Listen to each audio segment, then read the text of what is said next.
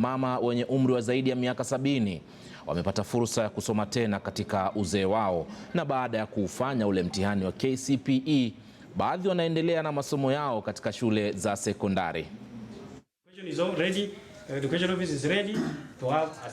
Wazee na kina mama hawa kutoka kijiji cha Sololo, kaunti ya Marsabit, wamekusanyika hapa tayari kupata vyeti vyao vya masomo baada ya kukamilisha masomo ya uzeeni. Nimesoma simu ya Ngumbaro, nimepata hata certificate. Sasa ninaendelea tu kama Mzee Gabriel, mimi nataka kufanya hata KCPE ajaribu mwaka ijayo.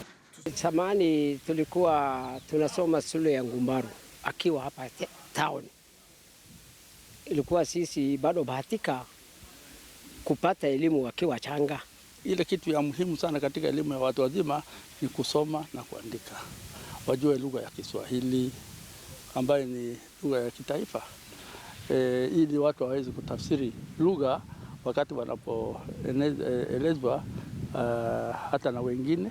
Idadi kubwa ya wazee hawa wanatoka kabila la Waborana, na kwa kupokea elimu japo katika uzee wao, wanachukuliwa kuwa kioo cha jamii kuhusu mabadiliko. Mpaka upate masomo huwezi kujisaidia, mpaka upate masomo huwezi pata vyakula, mpaka upate masomo huwezi faa vizuri, kama upate masomo huwezi tembea vizuri, kama upate masomo. Masomo ni mambo mengi sana, ni muhimu katika maisha ya binadamu. Baada ya kupata elimu hii ya uzeeni, baadhi yao wakiwa na umri wa kati ya miaka 60 na 70 walijisajili kwa ajili ya mtihani wa KCPE wa mwaka jana wa 2018. Walikuwa darasani na wajukuu wao, wakatahiniwa kwenye mtihani wa KCPE na wajukuu wao, ila hawakukata tamaa. Walizidi kuyakazia macho upeo wa matarajio yao. Kaambiwa wewe umepata result ya 232 na nikafurahi.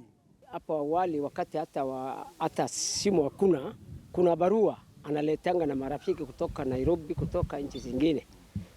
Mimi nikipata barua yangu mimi ninajisomea tu, akiwa ninajifunia, nimefurahi, nimepata usaidizi kubwa sana. Wameendelea kuchangamkia elimu hasa baada ya kung'amua manufaa yake.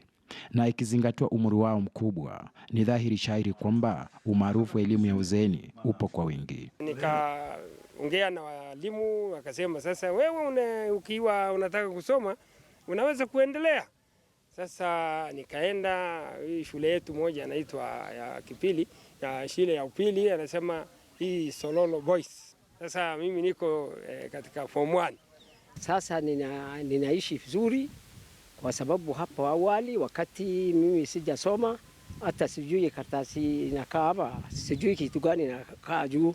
Lakini sasa nimefahamu hata mambo ya simu, ninajua namba ya kuendelesha kila kitu, ninajisaidia mzuri sana. Lakini safari yao haijakosa changamoto na vizuizi. Mimi nimepata taabu kidogo kwa sababu mimi ni mzee, baba nyumbani, na kuna wajukuu, kuna kazi yote ya ndani ya nyumba, kulisha wazazi wa watoto wangu. Sasa siku ngine kama mwezi moja, mwezi mbili, ninakwenda safari, nakaa huko, narudi, wakati inaniishia. Lakini maoni yangu ni kuendelea mpaka nifanye KCS mwaka 2022. Ingawa walikosa fursa ya kusoma katika ujana wao na kuwapokonya nafasi nzuri ya kujiendeleza, sasa wamepata fursa nyingine ya kujiimarisha. Sasa wameng'amua sio tu umuhimu wa elimu maishani, bali wametambua kwamba elimu huleta mageuzi ya jamii. Ni funzo kwa vijana kwamba unachokikosa ujanani kwa kupuuza au kwa sababu ambazo huwezi kuziepuka, utakihitaji bado uzeeni. Elimu ni bahari na haina mwisho. Wanaoikosa kutokana na changamoto za maisha na mazingira walimo, wanalo funzo la kuokota kutoka kwa wazee hawa wa kijiji cha Sololo, kaunti ya Marsabit.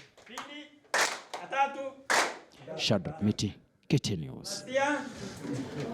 Na hatimaye mtazamaji, maelfu ya madiwani wa zamani walikongamana mapema hii leo katika uwanja wa michezo wa Nyayo hapa Nairobi ili kupaaza kilio chao kwa serikali kuhusu mali